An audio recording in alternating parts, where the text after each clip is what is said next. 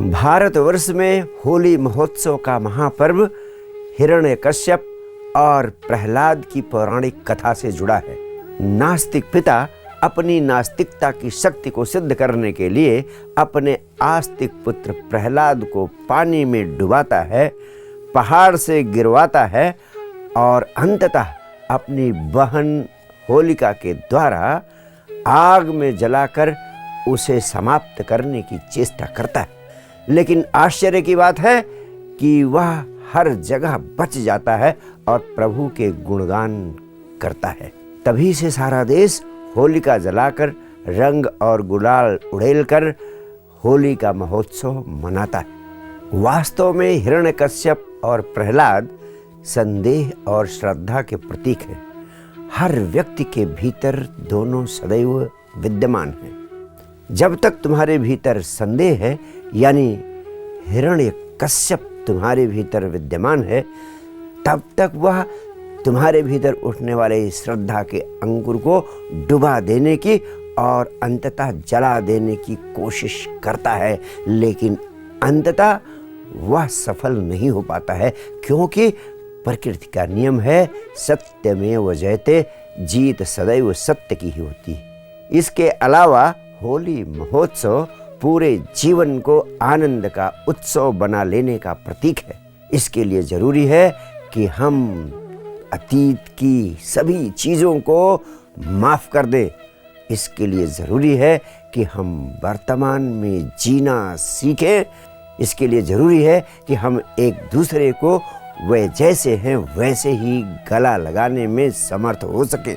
लेकिन एक स्वाभाविक प्रश्न उठता है कि जब हम पूरे वर्ष उदास, निराश, चिंता से ग्रस्त रहते हैं, तो एकाएक एक दिन आनंदित कैसे हो सकते हैं होली के अवसर पर। मेरा मानना है कि आनंद की जो सरिता वर्ष में सिर्फ एक दिन बहती है, वह कभी आनंद के महासागर तक नहीं पहुंच सकती है। और ऐसे में हमारा वर्ष में एक दिन होली मनाने का कृत्य, एक दिन होली मनाने का महापर्व सिर्फ आनंद उत्सव का नाटक बन जाता है, आनंद उत्सव का उपहास करने वाला कृत्य बन जाता है।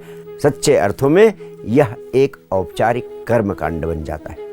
इस अवसर पर मेरा सिर्फ इतना ही कहना है कि प्रकृति की ओर गौर से देखो, वहाँ हर दिन होली और हर रात दिवाली का महोत्सव चल रहा है। हर रोज प्रकृति में नए नए रंग उभरते हैं, नए नए फूल खिलते हैं, पुराने पत्ते गिरते हैं, उसके पहले नई नई कोपलें फूटने लगती हैं, नई नई कलियां खिलने लगती हैं। पक्षियों की अनुगूंज, हवाओं की सरसराहट और कल कल करके बहती हुई नदियों का संगीत प्रकृति में निरंतर चल रहा है। प्रकृति में महोत्सव एक क्षण को भी रुकता नहीं, वह निरंतर नॉन स्टॉप चल रहा है। वास्तव में धार्मिक आदमी का पूरा जीवन ऐसा ही होना चाहिए।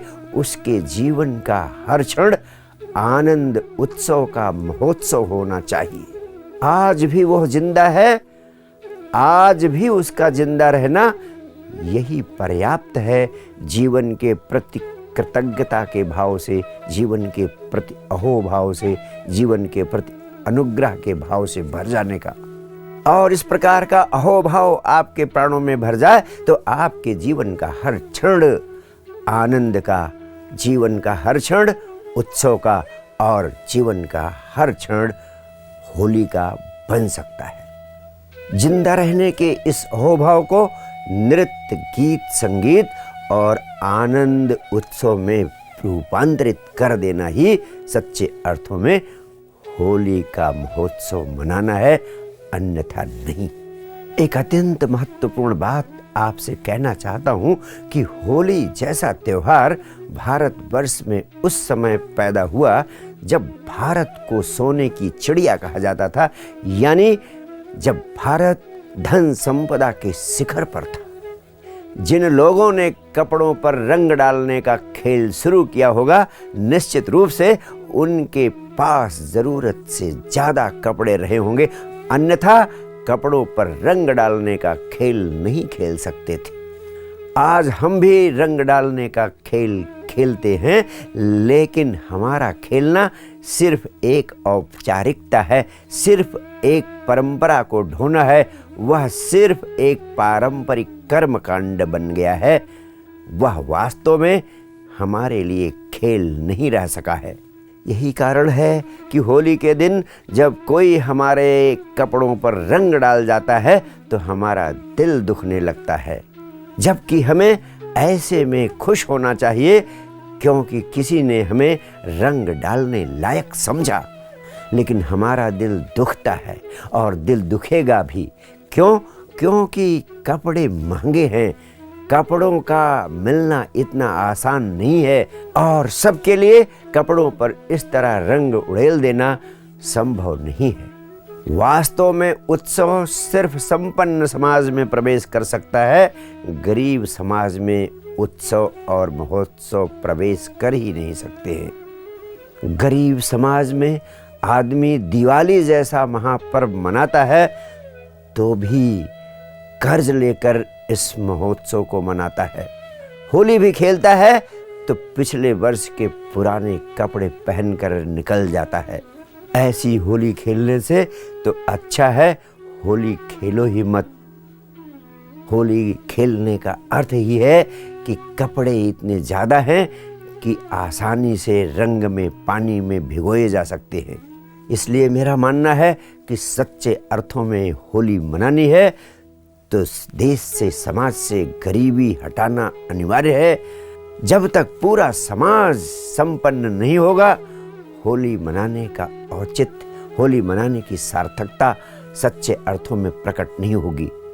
निश्चित रूप से आज नहीं तो कल होली का महोत्सव पश्चिम के देशों में, यूरोप और अमेरिका में ज़रूर प्रवेश करेगा, क्योंकि उनके पास संपन्नता भी है, उनके पास समय भी है, फुर्सत भी है और वह जीवन को उत्सव मनाने की दिशा में सार्थक कदम उठा सकते हैं।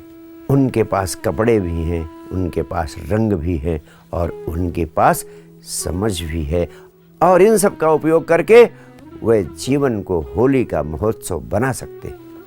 वास्तव में पश्चिम का पूरा समाज संपन्न हो चुका है और मैं आपसे कहना चाहता हूं कि संपन्न समाज का दरिद्र व्यक्ति भी गरीब समाज के संपन्नतम व्यक्ति से ज़्यादा बेहतर होता है।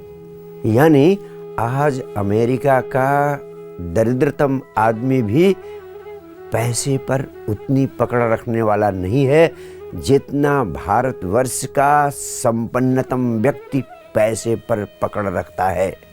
हिंदुस्तान के संपन्नतम आदमी की पकड़ भी पैसे पर बहुत ज़्यादा है, क्योंकि उसके चारों तरफ दीन दरिद्र समाज है। अगर वह पैसे पर जोर की पकड़ नहीं रखेगा तो उसे भय है कि वह भी दीन दरिद्र हो जाएगा। मनोवैज्ञानिक दृष्टि से होली महोत्सव हमारे मन में दबी हुई तमाम सारी वृत्तियों और मनोवेगों के रेचन का प्रतीक है। होली के आगमन पर हम सभी सीमाओं को तोड़ देते हैं, हर प्रकार के अनुशासन का उल्लंघन कर देते हैं, हर प्रकार की नैतिकता की सीमाओं से बाहर चले जाते हैं। यही नहीं, हम गाली गलौज करने में भी संकोच नहीं करते। हम हर प्रकार से अपने भीतर छिपे हुए दबे हुए भावों को व्यक्त करते हैं। भगवान कृष्ण की लीला स्थली बरसाने में तो स्त्रियां लठमार होली भी खेलती हैं। इसमें वह डंडे लेकर पुरुषों को पीटती भी हैं। मेरा मानना है कि स्त्रियों के प्रति वर्ष भर जो अत्याचार पुरुषों के द्वारा किया जाता है, बदला लेने की कुंठा, बदला लेने की आकांक्षा उनके प्राणों में भरी होती है। वही होली महोत्सव के अवसर पर उनकी लठमार होली से उनकी इसी दबी हुई आकांक्षा की आपूर्ति होती है। मेरा मानना है कि रेचन के इस विज्ञान को भली भांति समझने की ज़रूरत है और यह बहुत लाभकारी भी है, क्योंकि इससे हर प्रकार की भीतरी सफाई हो जाती है। लेकिन वास्तव में वर्ष में सिर्फ एक होली से काम पूरा होने वाला नहीं है, क्योंकि हमारे भीतर, हमारे अंतर्मन में, हमारे अवचेतन में बहुत सारा कचरा भरा पड़ा है। उस सारे कचरे को उलीच कर फेंक देना है। हमें हर माह कम से कम एक दिन होली महोत्सव मनाना ही चाहिए, जिससे कि हम एक दूसरे पर मिट्टी और कीचड़ फेंक सकें, हर व्यक्ति एक दूसरे पर रंग उड़ेल सके, हर व्यक्ति एक दूसरे के साथ निर्विघ्न गाली गलौज कर सके। रेचन की इस महत्वपूर्ण प्रक्रिया से हमारी भीतरी सफाई हो सकेगी और सच्चे अर्थों में हम महोत्सव मनाने में समर्थ हो सकेंगे।